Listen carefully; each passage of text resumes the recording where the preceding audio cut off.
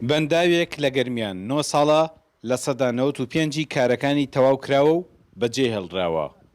کێشەکە لەوەدایە بەڵێندەری کارەکە بودجەی لەلایەن حکوومەتەوە بۆ تەرخان ناکرێت بۆ جێبەجێکردنی، لە کاتێکدا ناوچەکە کشتتوکاڵیە و تینووی ئاوە. ئەم بەنداوە تەواو بکرێ بۆ ئاژەڵداری و هەموو خەڵکی گوندەکە ئەگەڕێتەوە و هەمووی ئیسفادەی لێەکە و بۆ گەشت و گوزاری بەکاردێ و بۆ کشتتوکاڵ بە ئاسانی ئاوەگاتە شوێنە کشتتوکاڵەکان بۆ سامانی ماسی و بۆ گەشت و گوزار و ئاوەدانی گوندەکانیش ئەبوژێتەوە.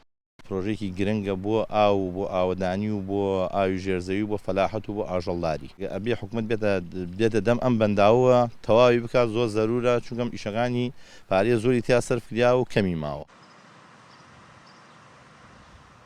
بەنداوی خۆرنەوەزان دەکەوێتە ئاوایی قەواڵی سەربەقەزای کفری.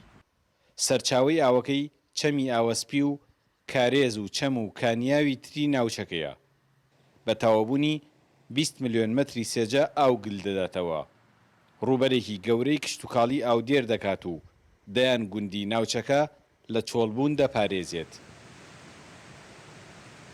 هێشتا کە کارەکانی لە 105 ماوە بۆ تەواوکاری ئەو لە 105 تەواوی ئاوێکی بڕە ئاوێکی باش دەگرێتە خۆی سوودی بۆ چەمی ئاوەسپی کە گوندەکانی لفتی ئاغا وارانی قۆنپاڵک هەروها چەوری ساڵایی هەموم دیاتانە سەرباری ئەوەیش ئەبێتە هۆی بژانەوەی چەمی ئاوەسپی کە تەنان شاری دووزیش سوودی لێ دەبینێ.